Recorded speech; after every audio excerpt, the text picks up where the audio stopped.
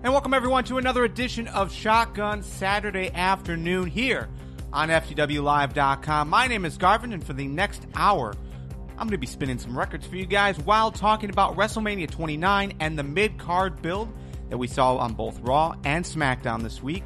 Plus, we'll be giving why I'm giving Aces and Eights another chance despite being incredibly negative about this entire storyline, since it started. But I see some light at the end of the tunnel. I want to talk to you guys about that. So we're going to review those two main things here on Shotgun Saturday Afternoon.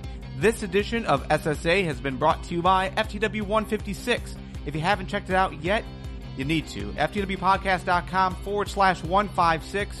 You can go there, get all of the show notes, the number of ways to download. So far, this is our most downloaded episode this year. A lot of good feedback that we're getting so far, so you guys need to check it out if you haven't already. It's entitled FTW 156, TNA's use of heel turns and Fandango's future. All that and the rest of the week that was in WWE and TNA. And the FTW podcast records every episode on Tuesday nights at 8 p.m. Eastern Time. While you're there, head on over to FTWpodcast.com/sponsor and sponsor a future episode today. Help us help you get through the week that was in professional wrestling. This is Shotgun Saturday Afternoon. We're going to be talking about two wrestling-related topics. That's why we're here. That's what we're on FTWLive.com for. The first topic is Aces and Eights.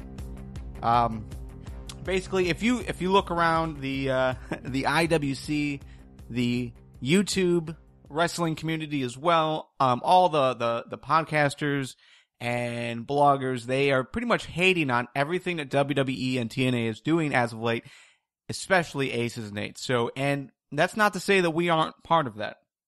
For the last few weeks, specifically, we have been very anti-Aces and Eights. We've hated the storyline because of so many losses. That was the big key. The big harping point for me is that, how can you take this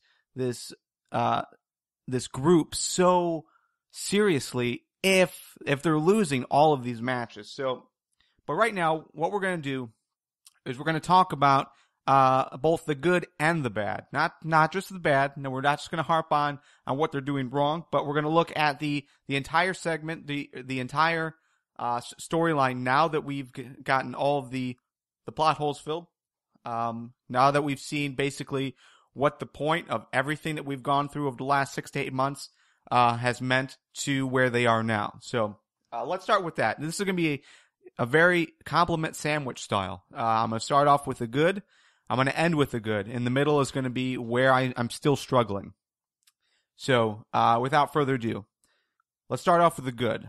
The first major good that we have with this storyline right now, and actually before I get started, I threw this out to the live chat. I'm looking for good stuff that you guys are seeing as well. We're going to bring that into the conversation. I've got two major ones, but maybe you guys have a few more.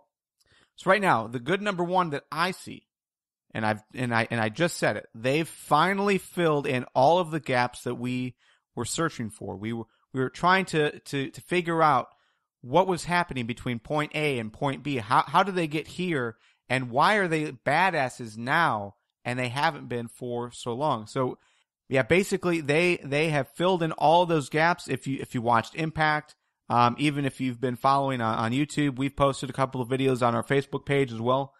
Basically just where Bully Ray outlined point by point how this whole thing came down. The entire Aces and Eights con is what they called it, and basically it's how he got to be on the same side as Hogan and forced Hogan's hand to give him the title shot, to put him in that title match at Lockdown, and how everything else came about.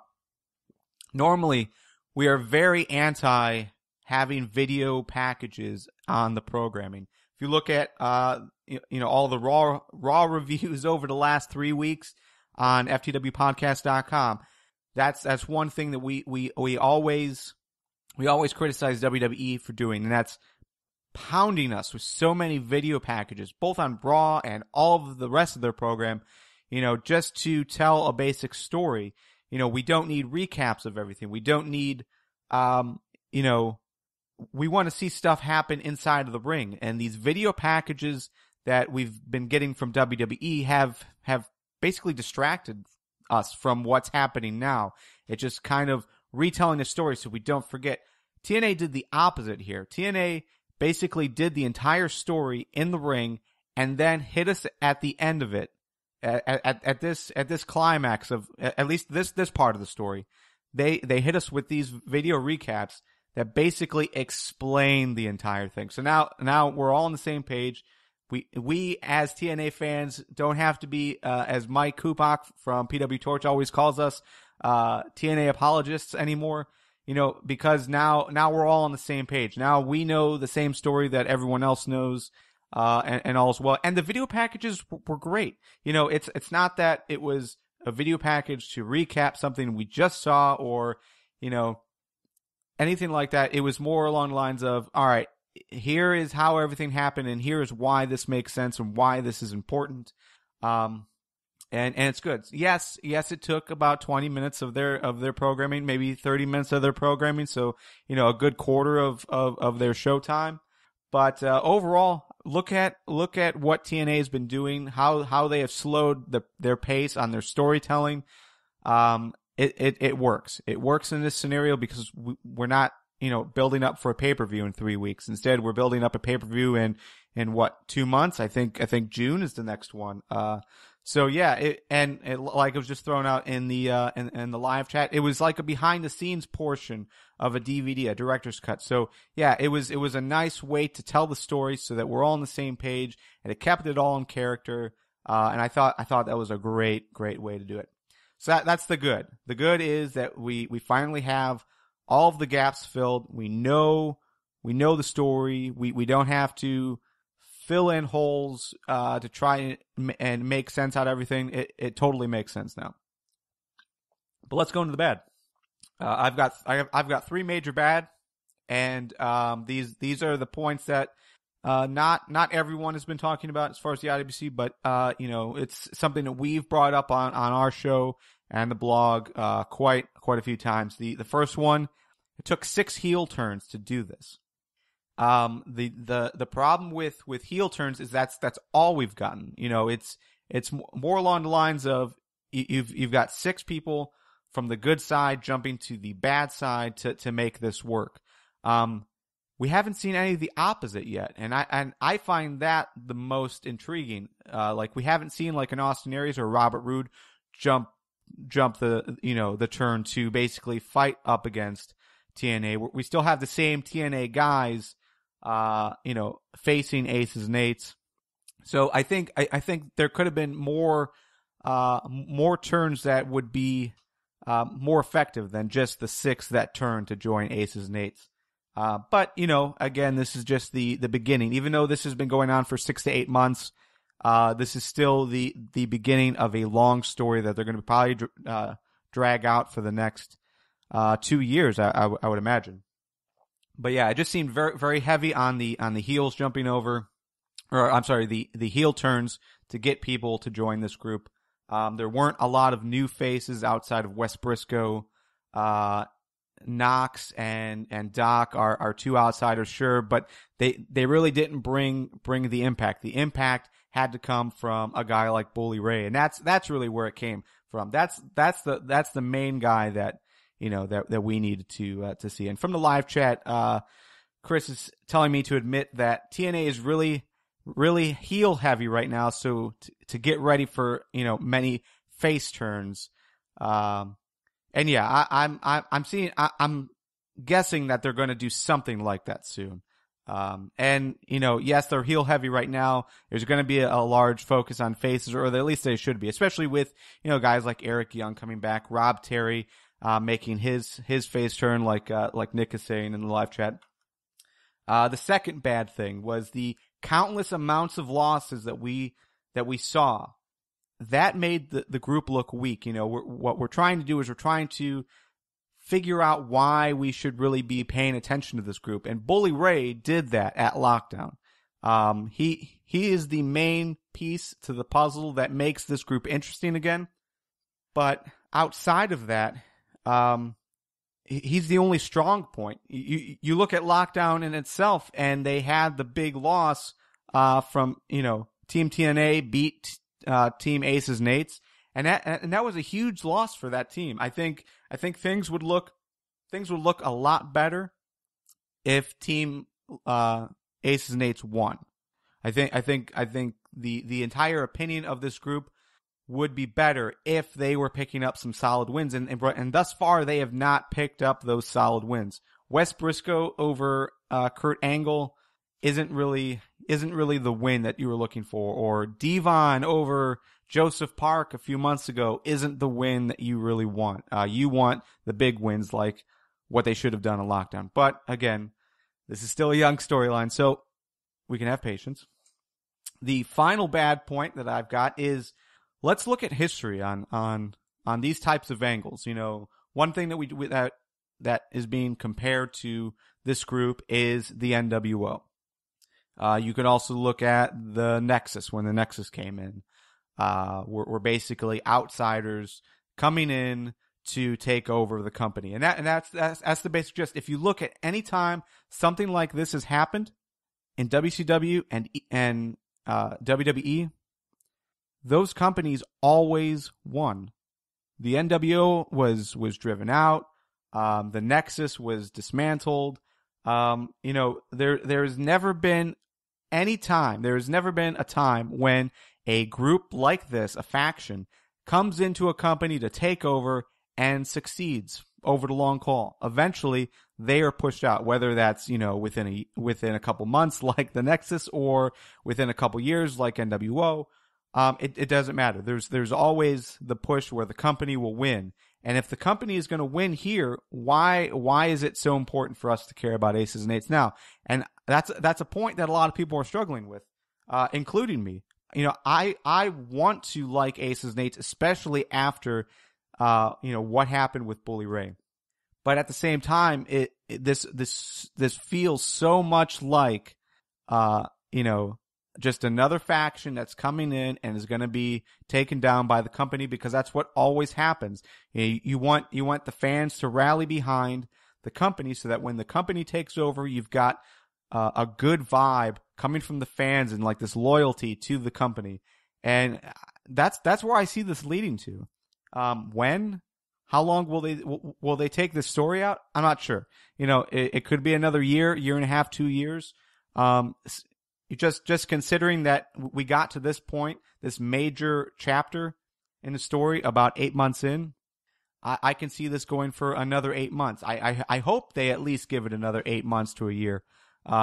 Maybe ending it at next year's Lockdown. I think that would make the most sense, and that would make this worthwhile. But again, that's a huge sticking point. But we also got another good thing out of this. And the other good thing is we finally have Bully Ray as the world champion. That's something that we were so behind, that idea that maybe one day Bully Ray would be world champion in TNA, because the dude deserves it. He has put so much into his career, so much into building up TNA, and this was bound to happen, and I'm glad they finally pulled the trigger. It's not like a guy like Samoa Joe where they keep teasing that they might push him and then they let him fall back, or James Storm where they tease that they're gonna give him a major storyline push and put the world title on him, and then 6 months later he still has nothing. They finally pulled the trigger with Bully Ray. He's the best on the mic, whether he's a heel or he's a face, but we all loved him as a heel. Let's be honest. This whole buddy thing that he had with Hogan, sure, it brought some good segments, it brought some great stuff out of Hulk Hogan, but overall we hated it. Let's be honest. We hated the idea that Bully Ray to be in the main event was to be, buddy with Hulk Hogan. Just because that put so much emphasis on Hogan in the product itself. So, real quick, just want to throw this back out to the live chat. Chris is saying that there's only two ways to end this storyline. Either they win all the belts and at Bound for Glory they sweep the belts back at the same time, or someone currently in Aces and Eights turns and basically takes down the group. And yeah, and that's basically how I'm seeing it too. At the end of the day, TNA is going to win. There's no way that Aces and Eights are going to completely take over and be that dominant faction for more than a year. There's no way, especially if there's just looking at history, it just wouldn't make sense. It wouldn't make sense for TNA to basically bend over for this group. Not saying that they wouldn't do it, but in wrestling, in any story, at the end of the day, the good guy always wins. That's the way we expect it. That's the way we like it. So I don't know. I mean, it's good. It's nice that Aces and Eights are on top now. It's nice that, in 5-6 months, they might hold all the titles, and that's a cool idea. But after that, yeah, I'm not sure where they go. But yeah, right now, Bully Ray is great. Yes, Buddy Ray, when he was a face was cool. He was still putting out awesome promos, but this is the guy we like better. We like the guy who is brash and obnoxious and tells it how it is, regardless of who's listening or who's caring. So, yeah. But overall, despite the negativity, despite the bad, I still see a lot of cool things happening here, and I am really excited about what they do next with Aces and Eights. And I hope you guys listening are doing the same thing. I hope that you are excited about where they're taking this product and where they're going, because good things are happening. Just wanted to recap a little bit of what we talked about in the first part of today's discussion. Aces and Eights, the good and the bad. The good being that, let's start with the bad. The bad being that it's involved 6 heel turns, there's no face turns, there's no one basically coming out of TNA that we haven't already seen. Coming into face Aces and Eights, it's the same old guys. It's Sting, Hogan, James Storm, Kurt Angle, even Samoa Joe's in that mix too. The countless amounts of losses that have really made this group awful, and by awful I mean mostly non-existent. They're just mosquitoes, and they have lost every big match and outside of the world title win. So that's the bad. Also, WCW and WWE. Even look at other groups around the world. There's never been a stable to come in with the premise that they're going to take over the company and basically destroy everyone and actually succeed. At the end of the day, the company always wins. Whether that's a good thing or a bad thing, I think it's a good thing. But that's the road that looks like they're going to be taking with Aces and Eights, and that's really hard to get behind, just knowing that obvious outcome is going to be coming at some point. But the good, they finally filled in those gaps, which is a huge positive. We are all on the same page, whether we are, full-blooded TNA fans like Rob is, or we're just happening to watch it once in a while, like Mike Kubak from PW Torch. And also the other huge big good situation is Bully Ray is finally your world champion. And that's awesome. That is something we've all backed so much. So very, very pleased with that outcome. But right now, we're going to jump to the other company. We're going to go and talk about some WWE Wrestlemania 29, the midcard. Now, the midcard is something that's been pretty much criticized by everyone in the IWC as far as how they're building up things. We've got the 4 main matches. You've got the 2 top title matches, plus Brock versus Triple H and Punk versus The Undertaker. And say what you will about those, but those are your 4 big matches. One will probably open, one will probably main event the first hour, and then you've got the two closers most likely. So let's talk about the mid-card. The mid-card is something that really hasn't had a huge spark behind it. We've had some stuff like they were building the Shield match, whether or not that was going to be Sheamus, Orton, and Ryback, which it looked like to be what they were doing, but then instead they put in Big Show, and I want you guys to do yourself a favor. If you haven't watched SmackDown yet, you should do it. And if you refuse to watch SmackDown, at least head on over to ftwpodcast.com. Check out my results blog about it. And that is the March 22nd edition of SmackDown. I have basically the results and my reactions to each of those matches. And I got to say, for the most part, if you don't watch SmackDown because you hate SmackDown, I'm totally with you. Normally SmackDown is awful, but what I've been doing lately, which seems to help, and it's the opposite of what WWE would like anyone to do, but that's basically, I will download it on Thursday night, Friday morning. Basically, what they air in the US is the same as what they air on the UK version. So I watched the UK version on 1.5 speed, so that's a little faster. The commentary isn't as weak because they aren't filling in a lot of stuff. You know, the US version. One thing that I did notice after last week. No, I'm sorry. It was the week that they added all of the social media stuff. One thing they do for the US version is they'll redub in commentary, and that's every episode. That's not just a social episode, but that's like every episode they will redub some of the commentary so that it makes sense with things that they're definitely pushing harder in the US versus everywhere else in the world, which is kind of strange. It's a lot of extra work to put in to tell two different stories. I don't know why they can't just tell it the first time, but that's WWE for you. All right, so if you haven't watched SmackDown yet, check it out. It's on YouTube, as it's being said in the live chat as well. And if you're listening on demand, you can listen to this episode.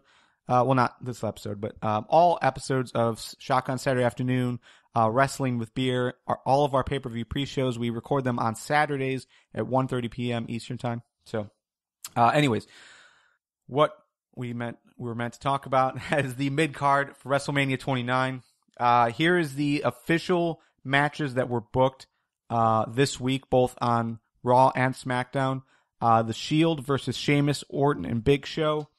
Ryback versus Mark Henry. And Dolph and E. Langston versus Team Hell No for the Tag Team Championships. There were a few more things that they sort of alluded to, and we're going to get to that. But I want to break down these matches and why I'm actually why I'm okay with it. The first being the Shield versus Sheamus, Orton, and Big Show match. The reason I like this is because despite it still being Sheamus creating a team to take on the Shield like we've seen the last three pay-per-views, instead of that, we've got three guys that were basically teamed up together just by circumstance. They don't like each other. There's a lot of tension there, and that's a nice thing to see, especially because, you know, one of the major criticisms when they started putting Big Show in this situation was, oh no, they are basically making Big Show a face again. How can they make Big Show a face again when he's been heel for the last year and a half? And that's really not what they're doing. They're not doing that at all. If you think that that's what they're doing, then you're obviously not watching the product. And IWC, you should probably watch the product before you judge. But anyways, Sheamus and Orton, they've said on numerous occasions that they don't like each other. Big Show hates both of them. There's so much tension with this group. That's what makes this cool. That's what makes this different and interesting. You know, despite them all not liking each other, you know, they are grouped together to take on the Shield. The Shield have not been able to attack these guys when they're all in the ring at the same time. Separately, sure, but all at the same time, it hasn't happened yet, and I think they're going to hold that off until WrestleMania, and I'm really hoping that's the case, actually. But as far as this match goes, I really like this build just because, once again, it's something different that they haven't done in a while, and I like that there's so much tension between Big Show and Sheamus. They're basically at each other's throats. They have no interest in wanting to push forward with this feud, but you know, obviously this is what the company wants. This is what Booker T is basically forcing them to do.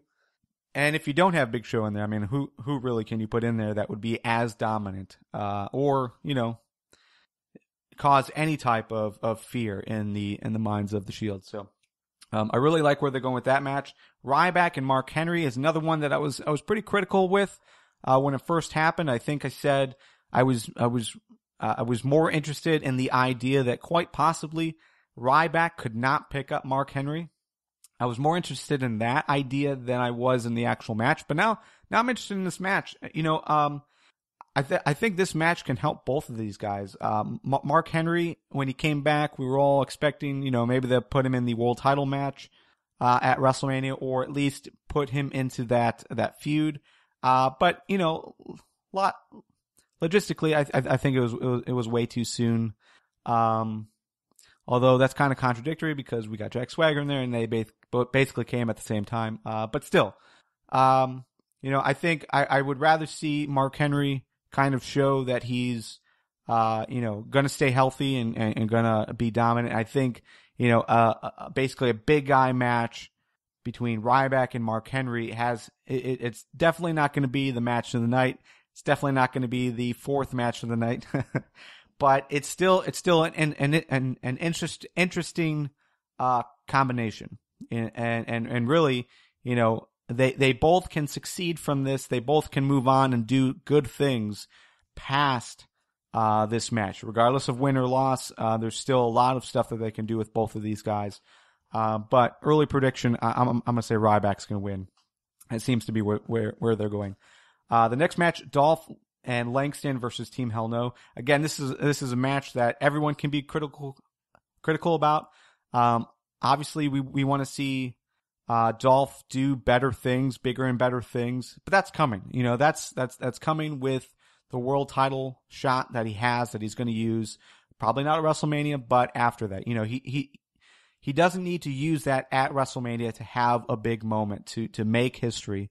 And I think allowing him to hold that off and not distract the other things that are happening at WrestleMania. Like if you had Dolph cash in and all of the top 4 matches that are already taking place, that's just a lot of action to consume in one night. And I think it would make more sense for us and for the way they've been pushing Dolph to basically build up Dolph again. Dolph has lost every match pretty much since January, up until the last 2 weeks. So I think they need to build him back up before they can put that title on him to make him look like a credible champion. If they just kept having him lose and then put the title on him at WrestleMania, that wouldn't make any sense. So I think this is cool, and this will be a great match. Let's be honest. You've got Dolph and Daniel Bryan in the ring at the same time. We still haven't seen what Langston can do, but he's the NXT champion, so they have some faith in him. He can do some good things. And Kane is always an awesome workhorse. So expect a huge match out of that. A great match. And then that's basically the official matches that were booked this week, but they teased a couple more. Some we have talked about, some that we haven't. One of that is the Miz versus Wade Barrett match. For the IC title. That's most likely where they're going. There's no other contenders. Yes, that puts Antonio Cesaro off the card, but it's possible they might do something with him in the next couple of weeks, or they have to. They have to do something with Cesaro. There's got to be some kind of U.S. title match at WrestleMania, or at least a number one contenders match. Maybe that's where you throw Kofi, since Kofi isn't booked. Maybe that's where you throw Zack Ryder, because Zack Ryder isn't booked. Or maybe that's where the returning Christian goes. Maybe Christian is healthy enough to come back. That's a name that we really haven't heard from in a while. Another match is Rhodes Scholars and the Bellas taking on Brodus, Tensai, and the Funkadactyls. So this is your basically an 8-man tag match. 8-man intergender tag match. Obviously, no one can be super stoked about this match. I know I'm not. But at the end of the day, I mean, let's look at the positives. The first positive is we have the Funkadactyls in the match, and they're pretty good. They can hold their own in the ring, and they're just not given that great opportunity that they should have gotten, that a lot of the good women's wrestlers don't get in WWE for whatever reason. But you put them in a match, Rhodes Scholars and Brodus and Tensai. That's an okay combination. Sure, this is going to be your joke match probably, but at least it doesn't involve a celebrity this year. That's something that we haven't experienced in a while. There's usually been some kind of celebrity involvement in these diva matches, and we're not getting that this year, or at least we haven't got it this year. So yeah, I think just the fact that we'll see the Funkadactyls compete, I think is good enough reason to do this. But as the live chat is pointing out, it's a shame that the Divas title has not been talked about at all.